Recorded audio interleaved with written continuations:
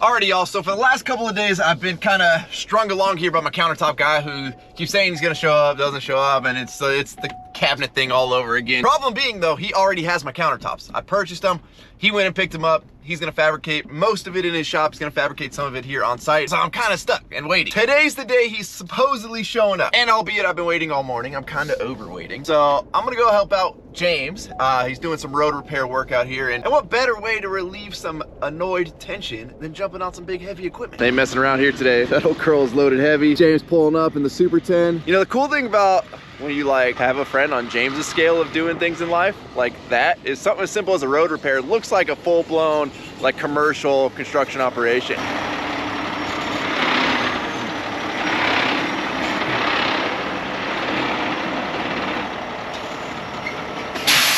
Howdy. Dude, he's a mad dog. See that mountain back there? Well, I talked to him, he's like, no, that's lighter than the last load. Dude, when I pulled in here, I'm not kidding, it was like you're gonna blow your tires out. If you want to load it up, we can do one load.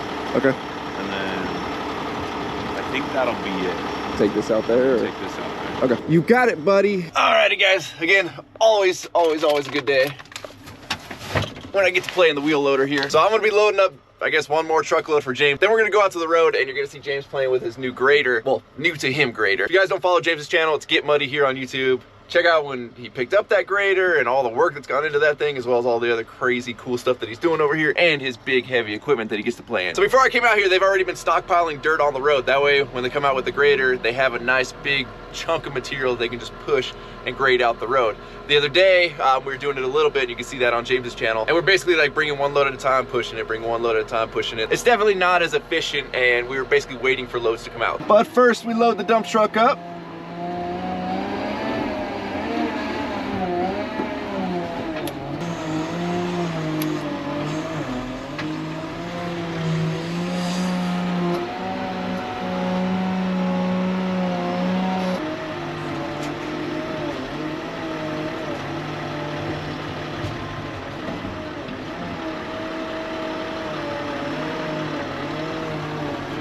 If you guys have never played an equipment this big, you are solely missing out on one of the greatest joys in life.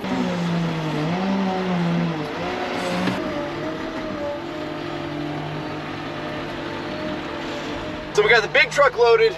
Now we're loading this old girl. She is a much smaller target. James has his grader pulled out right there. He's starting to do a little bit of grading on that portion of the road, just kind of working his way out. So no joke, the bucket is about the size of that bed, if not a little bit wider.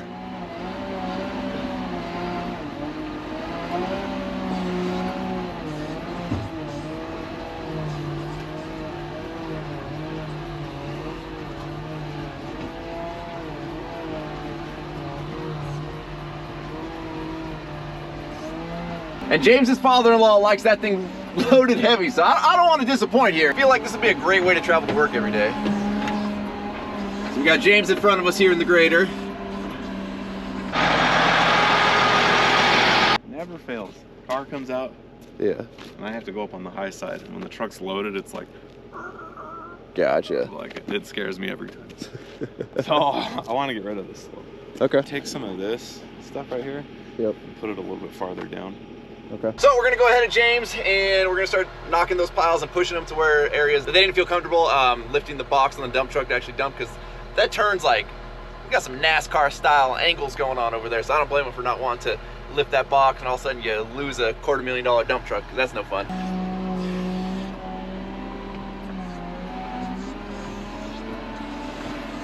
Let's knock down some of these piles.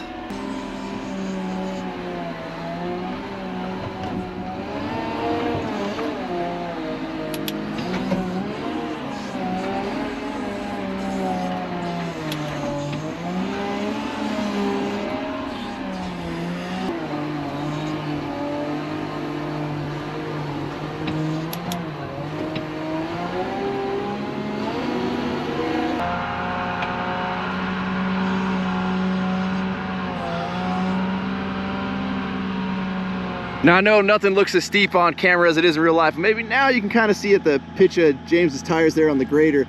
This area slopes down. It's like a friggin' skate bowl right here. But look how great this grader's doing. Oh, we got some concrete. Got to pull that out real quick. Mixed in with the dirt. I gotta say, y'all, Number one, that machine is impressive. That thing cleared like, I don't know, 8 to 10 truckloads of dirt here in a matter of minutes. And so's James's abilities, because that's about his second day ever running that grader, let alone any grader ever. And that ain't as like easy to run as the brand new ones. There's still some stuff. It ain't as hard to run as like the 52 stick ones, but it's impressive what he can pull off. And the road's looking great over here. So I'm going around right now, just kind of picking out some pieces of concrete, because you'll see if these get behind the blade, even though that machine is massive and the blade just pushes this, it's just gonna hog out a hole. Like you see right here, this little divot right there was hogged out because all he's doing is pushing this, and this is acting like its own little blade. So you wanna get all that out so we have a nice, clean, smooth surface.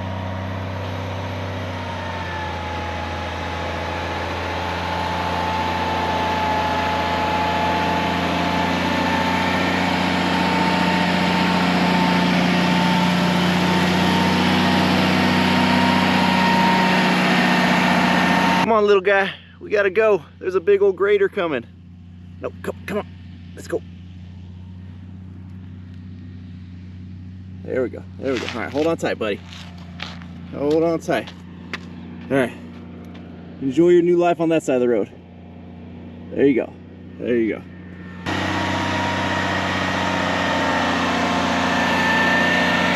Alrighty, y'all, but that's about as far as we, well, James planned on getting today.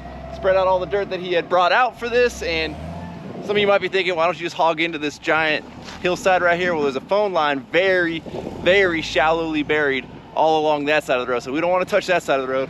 Everything we're doing is staying on this side of the road, and we don't have county maintained roads, so the county maintenance crew is right there, and then I just stand around and look like I'm doing something, I guess. Now I'm gonna jump in the wheel loader, and I'm gonna just roll back and forth over this to get it all nice and compacted down. James did it the other day in the grader and it worked great, but wheel loader's a little quicker than the grader and a little less cumbersome. But he's got the hang of this thing. It's impressive. Alrighty, so we are all nice and rolled and compacted there. So just picking up the last little bits of cones.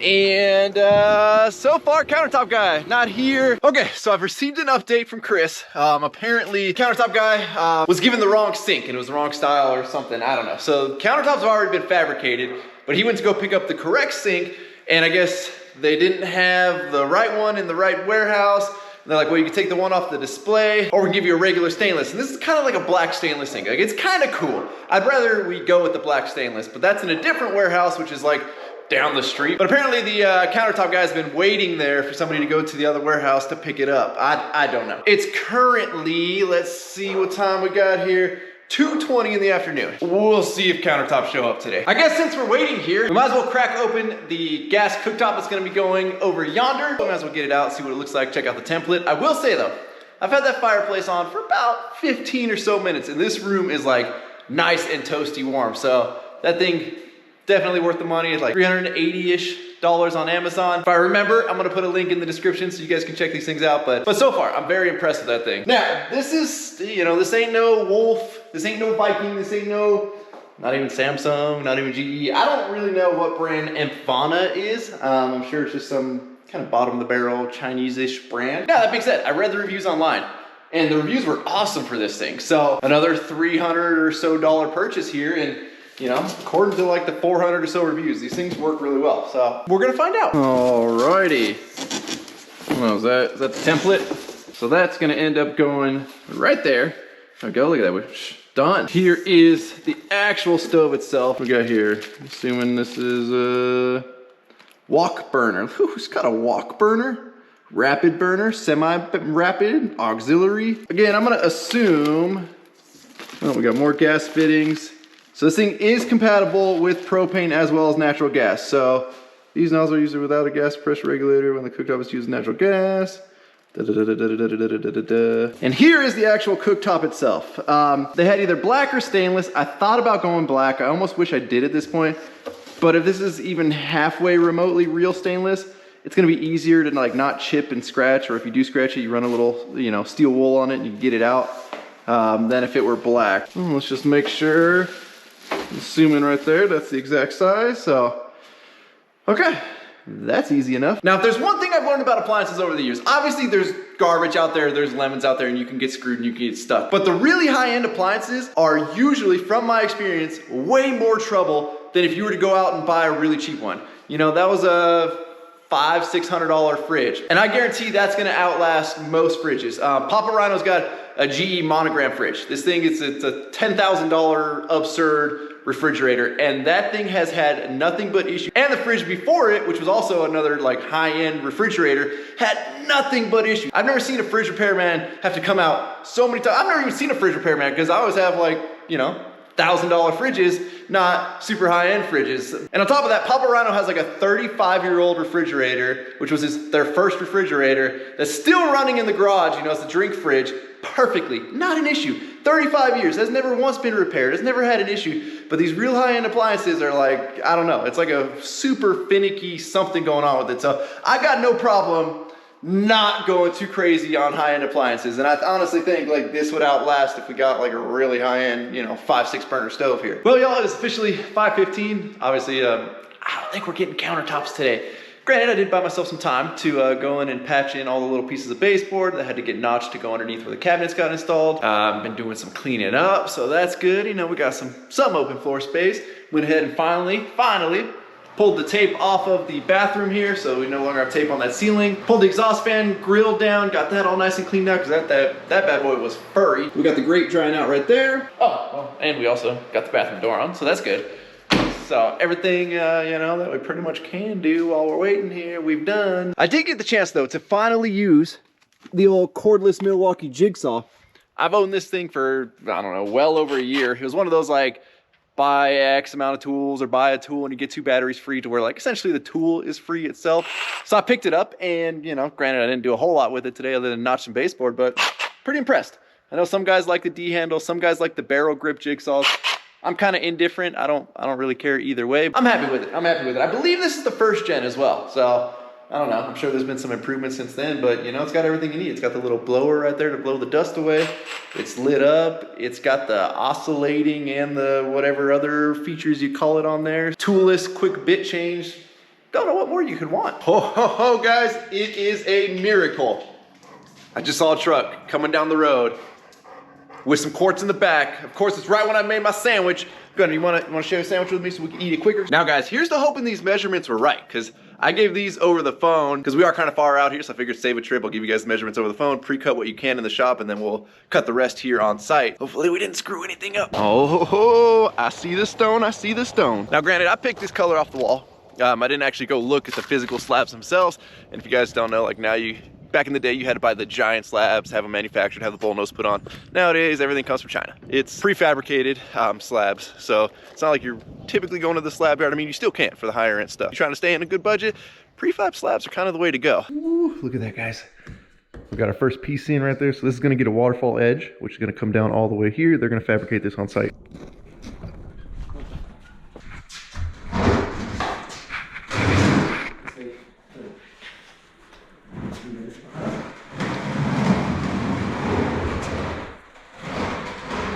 So right now they're cutting the hole out for the sink in the plywood. Obviously the hole's already cut in the actual quartz itself. It's a little loud in there, so we're filming outside. On the side that the cooktop's gonna go on, that's the piece that's sitting in the back of the truck right there. Being that the existing wall that we tied into wasn't exactly squared up with the way the cabinets and everything fit, I'm trying to give that measurement over the phone to cut it not square and still fit in there properly. They opted to just cut that in place. So they cut it about 1 inch long. So he's in there right now making some templates. He's gonna lay the template on top of the actual counter, cut it, and then they're gonna cut out the hole for the cooktop as well. Check out this sink, guys. This sink is super sick. This is what apparently all the trouble was yesterday, but it's got like a kind of a black stainless, black brush, but it's also got these like little sparkles in it. I don't really know what it's called, but I think it's pretty cool. It's cooler than I think like a standard stainless steel sink, even though everything else is gonna be stainless in here, but I think against that color of the countertops, it's gonna stand out really well. Now I'm doing my best here to stay out of those guys' way and give them that full kitchen, full area to pull slabs out, put it back in as they're taking stuff out to, you know, cut holes like for the countertop and all that.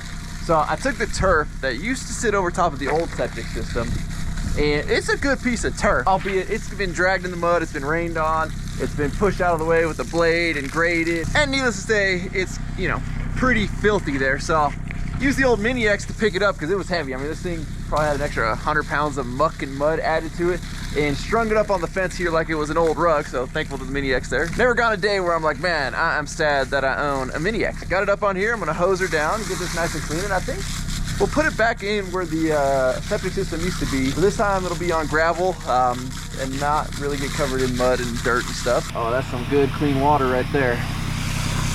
Oh yeah. All right, hose wasn't working quick enough, so let's get the old pressure washer up there and get this booger really cleaned.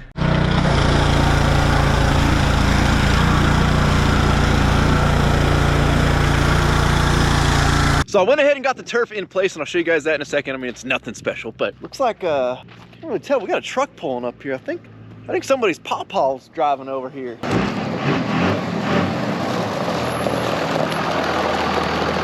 Grandpa? Snow? What's up? Is Grandpa Snow? Pretty much, it's pawpaw. Is Pawpaw Snow? Pawpaw. Dang, look at this new rig, huh? Pawpaw. New rig, look at this. Dang, son. She looks good. It's pawpaw. This fits you more than the LBZ. Just a little bit. Yeah. Oh, this thing's fun. She loud. Just a little bit. A little loud, yeah. Are you gonna keep the wheel? I like the wheels. I didn't at first. I think they're growing on me a little bit. I think it's cool. Nobody's putting methods on a 24 valve. I haven't seen it. Oh, we got power locks. It's Laramie. Hold on. It's already got the Snow 66 mod right there. Ah, they're a little faded. Oh, dude, this thing's clean. Check out that dash. Woo, no cracks. No cracks. Almost no cracks. I got one little one right here in the bezel. That's about it. Dang, she looks good, buddy. Headliner's shot. I gotta pull that down and throw something fancy up there. Yeah, it looks a little moldy by your head. Don't worry about that guy. I don't know what puts off more, that or the Bronco headliner. And then the seat's seen about a couple 100,000 miles. Well, this one's only got one cigarette burn in it. Never smoked it. Look at that, we already got the brake controller on brake controllers, or what the heck's going on there? What's the double stack? It's the edge. Oh, it's the edge on top, okay. Yeah. Four-wheel drive works, everything works? Pristine. Dang. Oh, check out this. I was like, all right, let me check out the back. Look at the sticker that it's got on it. Dang, son! We're gonna have to zoom in. GoPros don't zoom in. Yeah. But look at that Workforce sticker on it.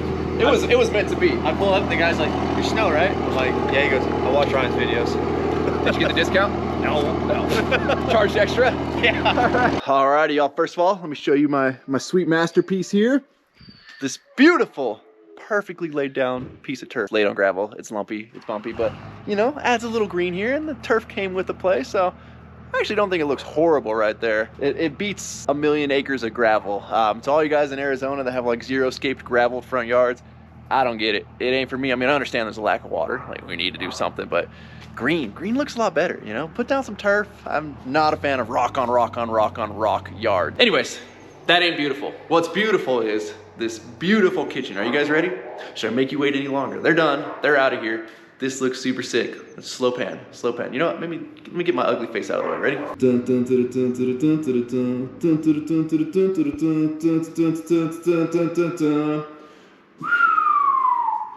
Look at this beautiful kitchen now coming together. This place is looking so sick and so official. We opted to go with the waterfall edge here for a couple of different reasons. Number one, it looks cool. It's like the trendy thing to do. But number two is it protects the side of the cabinets there. So you never have to worry about something coming through here, like chipping up or beating up the side of the cabinets or anything like that. You got this nice big old hardy piece of quartz there. And for those of you wondering, I don't even remember the name. Something Carrera, something. It's like a wannabe marble quartz. But it's got a decent like vein structure in it. It's not too gaudy. There's different types of quartz out there that like have crazy gnarly veins going through it.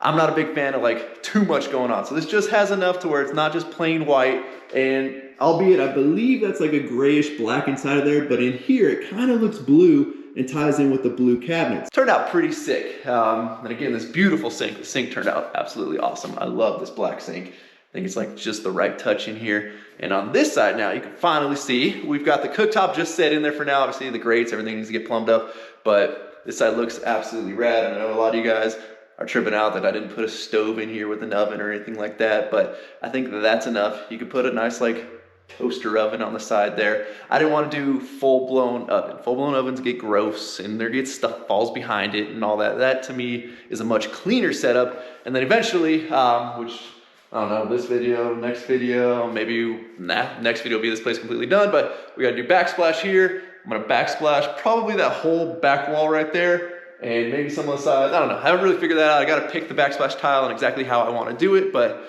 I'm so glad to have that done because that's essentially the last step of me like waiting for somebody else to do it. Everything from here on out is me to finish this place, which is great, but sucks because, you know, I gotta be here and do this and then people are gonna complain that I'm not at the shop while I'm here doing this. But means I don't have to wait for anybody anymore and get strung along and whatever. So super, super excited, super stoked with how this turned out. Cannot wait for this place to be officially done, but we're so close. Alrighty, y'all, we officially have Home Depot trip number 14 in the books here. The 14-stage Bronco tailgate. So I've got all the blinds for the house here. We've got a kitchen faucet. We've got all the stuff to do the plumbing underneath the kitchen sink. We've got a garbage disposal and a couple of other goodies in here. And we're gonna get to try our hand at plumbing again today, which is like one of my least favorite things because I suck at it. Well, I suck at live water sides of things unless we're doing like irrigation or anything like that. But should be interesting. Again, fingers crossed that we don't flood our brand new kitchen. However, I'm excited to get this new sink all plumbed up with a sweet looking faucet. And then obviously one of the next steps or last steps we're gonna need to be doing, oh geez, we took it down, dang it. All right, hold on, give me a second. I'm gonna put it up just to like give you guys a little teaser. Actually, you know what, maybe we're not gonna give you that big of a teaser. Crazy idea that it's either gonna look really good or it's gonna look kind of by the time we're done. But see those big large format tiles right there? I think those are gonna look cool there. We're still gonna have to find out something else to do here because those do not look good there. I've already confirmed that. But I think it might just look cool. It's like making that back section there a feature wall. You guys are gonna have to wait till I don't know when. So we've pretty much got everything here we need to do the plumbing. I got the smallest garbage disposal I could find. That way we're not eating up too much space down there. Our new faucet, which is black to match the sink. And then because most garbage disposals come with like a stainless actual drain, whatever you call it, I got a black one here to go into the bottom of the sink. That way everything looks nice and cohesive. And because I knew I was gonna make waves when I used shark bite fittings for the angle stops in the bathroom, and trust me, to me it seems sketchy as well. But I have horrible luck with compression fittings. But hey, you know what? We got some compression fittings. We're gonna give this a shot. Again, hopefully we don't leak and flood the guest house. But because I'm not stupid, and if something goes wrong, we need the water to be onto the guest house because it also feeds the animal stalls. I got some shark bites here as backup. I feel like it's pretty important we should actually like put this outlet back in the wall, get the cover plate on it before we start opening up these pipes right here and have water floating around. And yeah, that's just a recipe for a bad day. One thing I recommend, if you guys are doing any type of home renovation or anything, get yourself a pack of screws. It's actually an electrical screw kit and it's meant for stuff like this where you have an outlet box that's recessed in the drywall, but then you put, I don't know, 1/2 inch of plywood here, which is the back of the cabinet. Well, obviously the standard screws that come with this outlet aren't gonna reach to be able to actually put the outlet in or attach it to the box. So having a kit like this with a bunch of different like screws makes life a lot easier when you come into this type of situation. We ended up with a similar situation right there on the fireplace. I still gotta actually put the screws in. And then once we end up doing the backsplash there, obviously with the tile, that's gonna push the new outlets a little further out. So we'll get these screwed in here. Left-handed, not that easy. Get in there, oh geez. Now you guys can see with this nice deep sink, getting up in here is not that much fun. And our water lines coming in are pretty close to the sink there. I mean, granted, we are gonna cut them back and there's a good sized void right there that we're gonna be working in, but I hate being under sink. Make sure we got enough room still once we cut this, all right? So I'm thinking about right yonder, should be good. Okay, we got one side cut. I don't know if I doled the crap out of this cutter the first time I used it, but this thing kind of sucks now. Let's get our pipe all cleaned up. All that drywall mud and paint and whatever the heck else is on there off of it. Alrighty, y'all, wish me luck here. Let's see if this works out. Put our nut on. Put our little compression ring, whatever you call that, on. Bottom this booger out. Keep her tight. So I think my problem is I always over tighten these things because to me, water, you don't want it to leak. Tighten the crap out of it and then like you got a better chance. But supposedly you're only supposed to go hand tight and then a 3/4 turn on the nut. So here goes nothing. All right. I should have paid closer attention to that. Hopefully that's not too tight. I don't know. Let's do the other one. Oh joy. Okay, well, we got something wrong with this one. Something's weird about the pipe. Feels smooth. Why won't this go on? There's no burrs on it. There's no nothing catching it. I don't get what's going on here, guys. I don't get what's going on. Yeah, this fits over it perfectly. I don't know, guys. There's something weird with this nut or something. Everything else seems to fit. I wonder if I should get it past the end. Good Lord, that is not wanting to cooperate. Yeah, I don't know what the heck's going on, guys. There's no reason for that to be that tight. Let's see if the little compression ring fits on there. Wherever the heck that went. Yeah, compression ring fits just fine. For some reason, this nut is not cooperating. Angle stop fits on just fine. Bottoms out. Good. Like with slack. Why is this booger so dang tight? I don't get it. Maybe this is a sign, guys. I'm just not meant for compression fitting. Good Lord. Something's wrong. We might be going shark bite on this bad boy. Screw this. All right, y'all, after a little fighting, a little brute force, we got her on there. Was that a bad idea? We're gonna find out here very shortly when we turn this water back on. But before we turn the water on, I just wanna get the faucet and everything in. That way, I don't really know why. All righty, well, we got soap bottle we're not gonna use. Soap top thing we're not gonna use. Definitely not gonna use the little 3-hole cover plate thing. I never liked that look. To me, it looks super clean when you just have a single hole and a single faucet coming out of it. I'm liking the black there, guys. I think that's gonna look super rad. All right, guys, this might be an absolute first. I haven't even turned the water back on, and it looks like this side's got her a little leak. Obviously, there's still a little bit of water in the pipes, and as the air gurgles from one of the other faucets, you know, water's gonna get to here, but I mean, it's probably better now than later, and I had a feeling this one was gonna be my trouble one, but now, does that mean like I'm too tight? Does that mean I need to go tighter? Does that mean the pipe's a weird shape even though everything else fit on it perfectly? Or does that mean I should just take this off now, call that a sign, and put a shark bite fitting on there? Well, y'all, I pulled the compression fitting off, inspected everything, it looked fine, I don't know. Put it back on, and it seems like now it's not leaking. Granted, we still have no water pressure, so let's find out right now if she's gonna leak. I've got a bucket under the sink. I'm gonna have the faucet turned on, that way it doesn't build a ton of pressure up against the fitting and blow it off, and then we have a bigger issue. So I know she's hopefully on tight enough that she doesn't just fly off. Alrighty, y'all. Here we go, there we go. I hear water. Okay, okay. So far we're looking good. We probably don't need it in that mode. Get all the air out. I can't tell if the water's there is splashing from this or what, but let's shut this back off.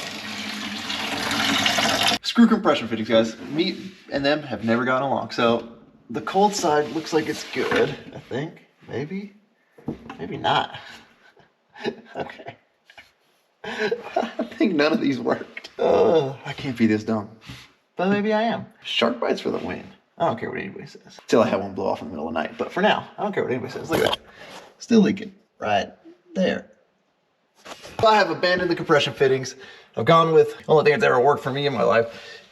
With the shark bite fitting here now, I was in a hurry at Home Depot. When I bought the compression fittings, I just ran through and grabbed some shark bites on my way out. I totally grabbed the wrong ones. I grabbed the straight ones instead of the 90-degree ones where the actual little, like, where the side comes out for the faucet is up here.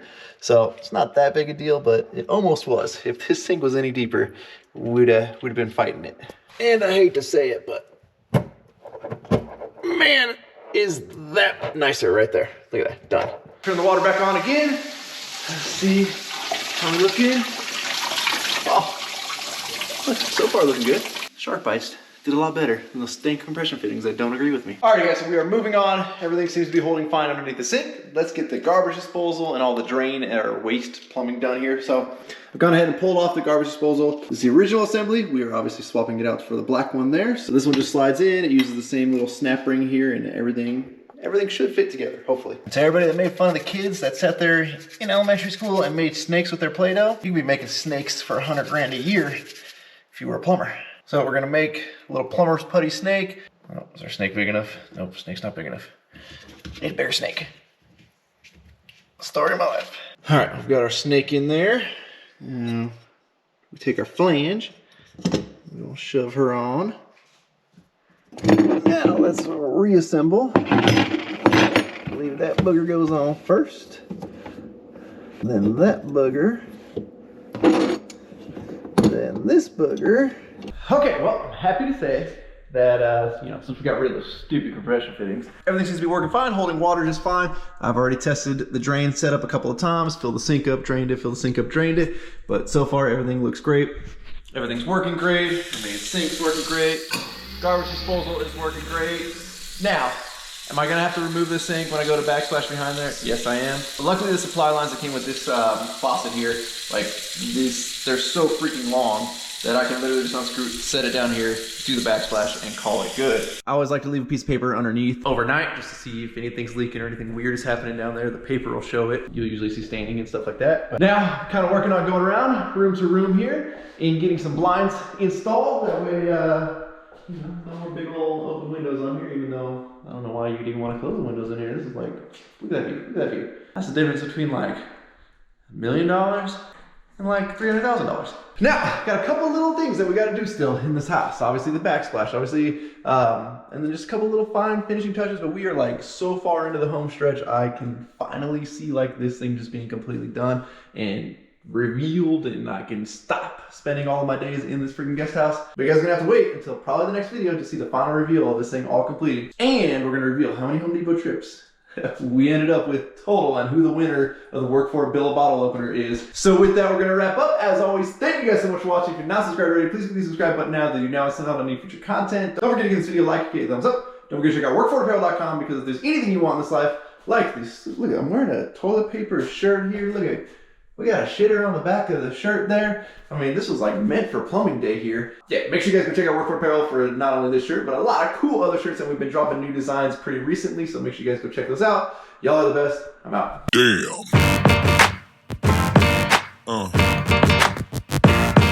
Yeah. Yeah. Yeah.